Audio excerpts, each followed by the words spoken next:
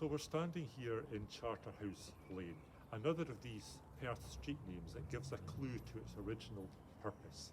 A charterhouse was a monastery for the Carthusian orders of monks, and prior to the Reformation in the mid-1500s there was a monastery on this site. This was part of the monastery grounds. There are other clues in this area. There is a Pomerium Street, which was where the apple orchards of the monastery were. There's Hospital Street, where the Carthusian monastery had their hospital.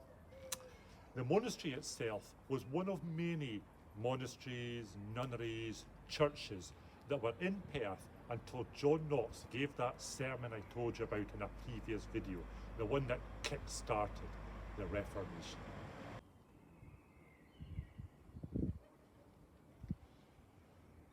So the Carthusian monastery was founded by King James I. That's the same King James as was murdered in the Blackfriars Monastery just down the road from here, the one I told you about in an earlier video. Now, after the Reformation, the monastery and its accompanying hospital were destroyed. It's part of the rampage of violence that followed. However, in 1587, King James VI decided to re-establish a hospital on the site behind me.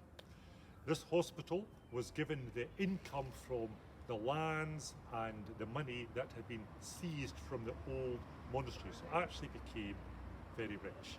And the monastery, the hospital was in operation until about 1814, when a new hospital was built just around the corner on the site of what is today Perth Library. Now, this building is not the original building.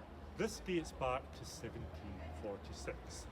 It was built at the time just after the Jacobite rebellions, just after the Battle of Culloden. This is the time of Bonnie Prince Charlie, of Flora MacDonald, and for those of you who watched the TV series, of Outlander.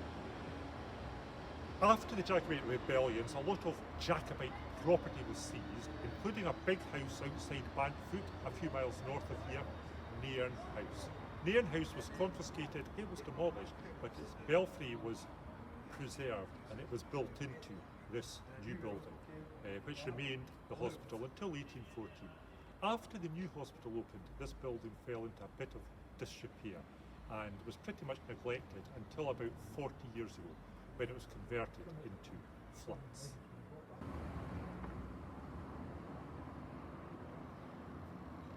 This site, however, has a particular historical significance above and beyond the hospital. This is where King James I was buried after his murder at Blackfriars, later to be joined by his wife, the Queen Margaret Beaufort. Also buried here is Margaret Tudor, the wife of King James IV of Scotland and the sister of King Henry VIII of England.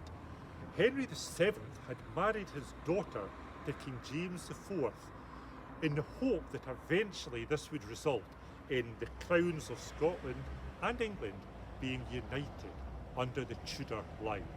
Well, it didn't quite work out like that.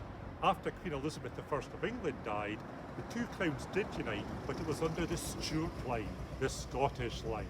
So after so many hundreds of years of the English crown trying to take over Scotland, we came out on top. Now, we don't actually know exactly whereabout King James I is buried. However, there's a survey, a historical study going on just now to try and identify the site, which is tremendously exciting. This will be another reason to come to Perth when we get to the bottom of that particular mystery.